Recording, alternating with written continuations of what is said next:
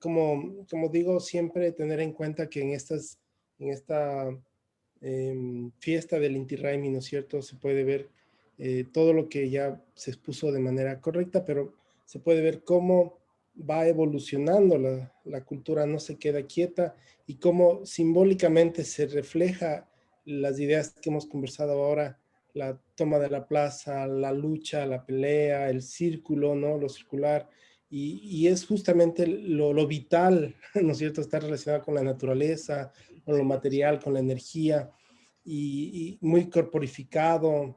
Entonces muy gratificante participar de la fiesta del Inti Raymi, escuchar la fiesta del Inti Raymi, la música del Inti Raymi, porque está más cercana a los conceptos que hemos desarrollado ahora que toda, a veces, de esa producción musical que deja de ser eh, mm, mm, biológicamente cercana, materialmente concreta, corporizante, sino más bien es completamente mental, política e irreal, ¿no? Entonces, en ese sentido, estoy muy complacido de haber escuchado a Eduardo, y yo siempre a las órdenes en lo que yo pueda ayudar. Ustedes saben, como saben, estoy trabajando en la materia de interculturalidad. Este semestre tengo 3 cursos, creo que comenzamos clases del día 22 de este mes, y voy a dar unos 2 cursos de legislación ambiental y un derecho administrativo, y ese es del semestre. Entonces, a las órdenes. Voy a estar también con el tema del turismo, en legislación turística. Entonces, son esas mis materias como profesor, así que yo sé organizar mesas sobre interculturalidad, así que estaría encantadísimo si ustedes, como un grupo, me dieran esa posibilidad de que invitarles a que hagamos una mesa con mis alumnos y seguir conversando sobre estos temas. A sus órdenes, doctor Mejía, porque hemos logrado, es una dicha, hemos logrado formar un grupo sumamente interesante, heterogéneo en visiones culturales, con grandes talentos que tiene cada uno de los miembros, a excepción mía, por supuesto, y desarrollan pensamiento propio. Eso me gusta muchísimo. Por lo tanto, pues, si usted me permite, doctor Mejía, voy a distribuir entre todos los miembros de estos 2 cursos y del seminario de estudio de casos de los sábados, voy a distribuirle la dirección electrónica suya para que se puedan seguir comunicando, para no perder su valiosísimo aporte, así como el valiosísimo aporte de cada uno de los miembros de este grupo de trabajo de pensamiento y arte. Encantado, doctor, entonces. Muchas gracias. Pues bien, entonces pasamos a relacionar para tener un buen corolario, es decir, consecuencias de todo lo dicho. Y he hablado de nuevo en términos filosóficos, que esa es otra de las, como ya lo sabemos, especialidades del doctor Mejía. Y a propósito, eh, y esto lo voy a hacer público ahora, guardo un libro de la Facultad de Filosofía San Gregorio, en la cual es de la biblioteca, sino que ya no existe el San Gregorio de la Compañía de Jesús. Eh, Soy el último egresado de la Compañía de Jesús. Y ustedes dirán, pero si yo tengo muchos más años que el doctor Mejía. Sí, lo que pasa es que el doctor Mejía era un niño prodigio. Entonces, sí, yo ya estaba repitiéndome mi segunda vuelta por el San Gregorio. Pues bueno, tengo un libro de la biblioteca del San Gregorio, otros más, por supuesto, de filosofía, en la que consta la tarjeta de préstamo del libro. Justamente ahí dice Alex Fabián Mejía Sandoval y está su firma. Es el último que pidió en préstamo de la biblioteca nuestra el libro. ¿Y sobre qué se trata ese libro? Ese libro tiene muchísimo que ver con todo lo que ahora hemos hablado. Nada menos que el doctor Mejía, desde ese tiempo, combinaba las matemáticas con la filosofía y con las ciencias sociales. Pues de eso se trata. Ese libro dirigido hacia qué? Dirigido hacia la estética. Entonces es la música también. Pues una vez que hemos visto esto, hablaremos del término estético, pero que a su vez es un término cultural archiproblemático, el del barroco, que me parece que es lo que iba a enfocar el máster Meneses en este momento. Gracias.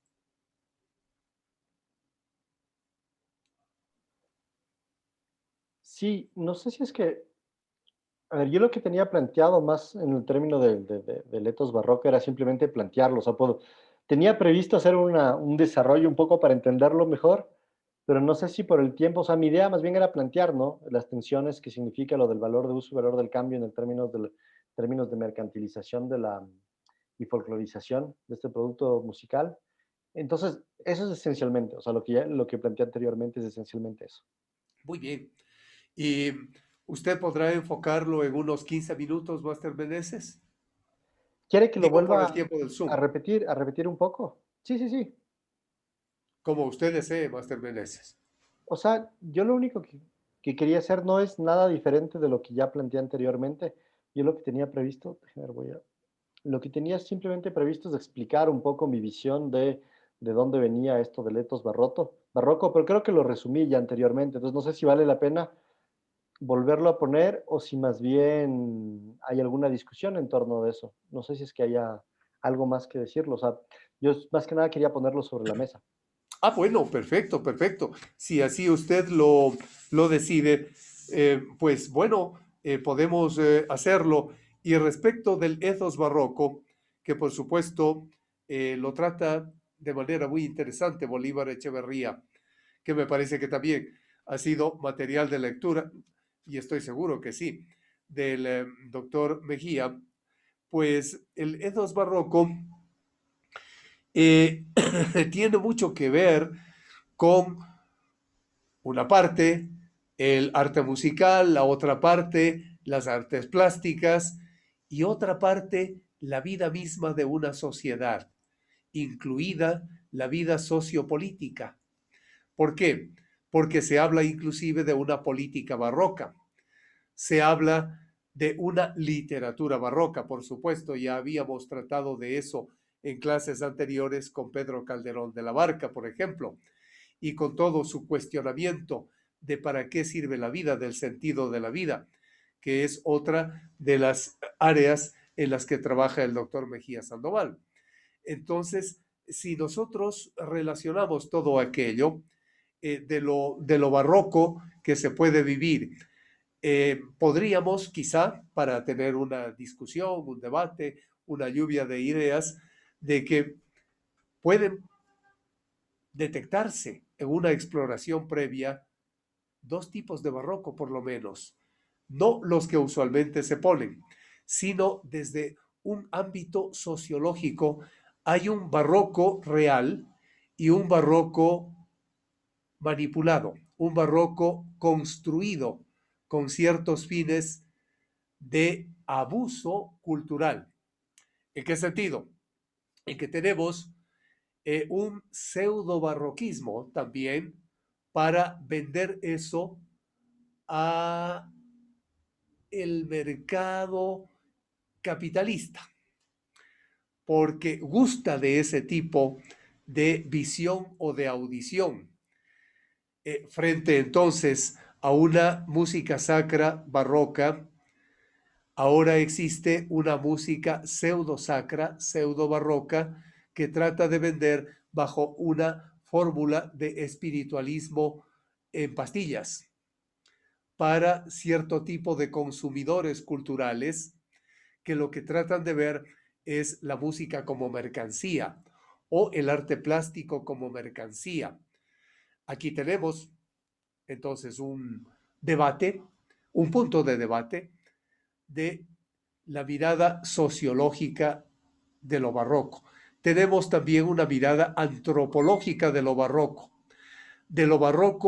como una forma de resistencia al caos. no es solamente ese terror hacia el vacío, sino que es una resistencia al caos. Y allí puede venir unido el barroco amerindio.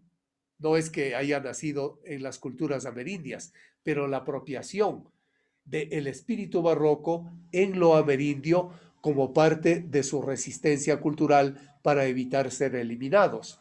Ejemplo de ello son las dos poblaciones de Mojos, que se escribe Moxos, ustedes ya lo conocen muy bien, y de Chiquitos en la selva boliviana, que utilizaron el barroco para sobrevivir como cultura amerindia. Pero claro, una cultura amerindia enriquecida por otras culturas, inclusive con las culturas diversas occidentales. ¿Y por qué digo aquello? Porque llegaron también misiones italianas. Eso es lo que yo podría explorar en este momento.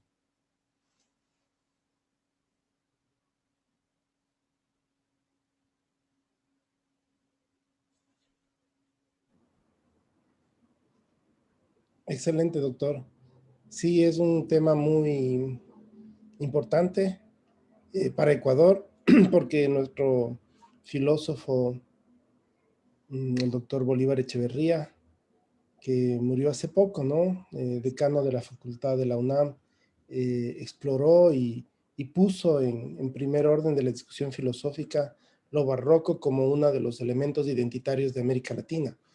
Entonces, para nosotros es un tema importante, nos ayuda a entendernos.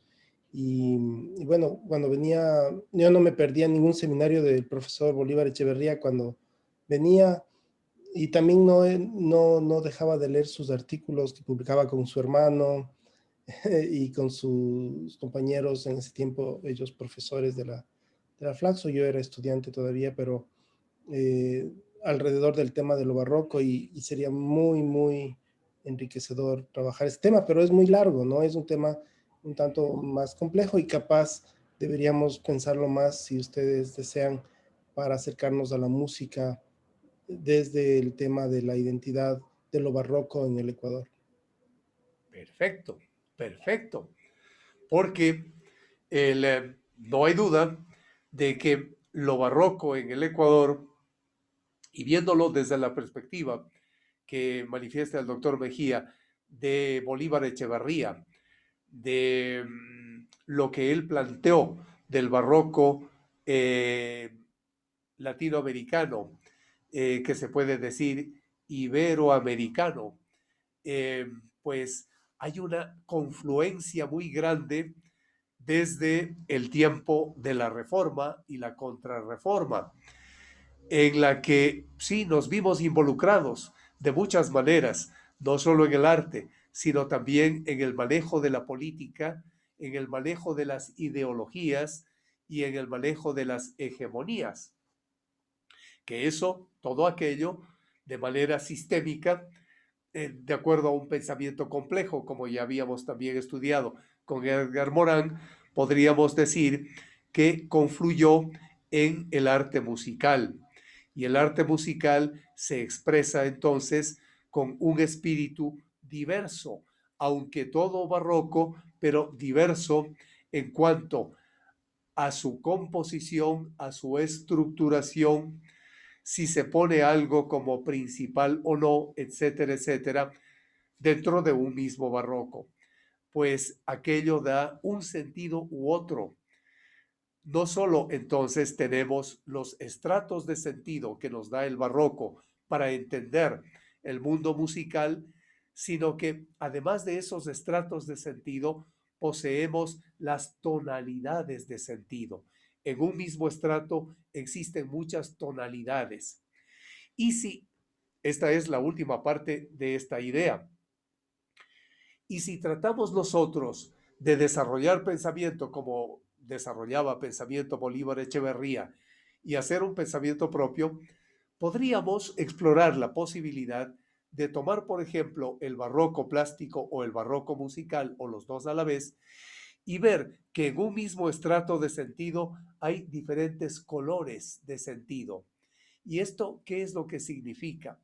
Significa que tenemos no solo culturas, sino subculturas, y dentro de las subculturas, pues pueden emerger unas superculturas o sobreculturas que se van tejiendo como un tapiz, como el que tengo atrás a mis espaldas, se van tejiendo para conformar lo que es una superestructura ideológica en base de una infraestructura que no manda, sino que sostiene en algunas ocasiones, en otras, en cambio, que presiona y que no manda simplemente, sino que modela mentalidades.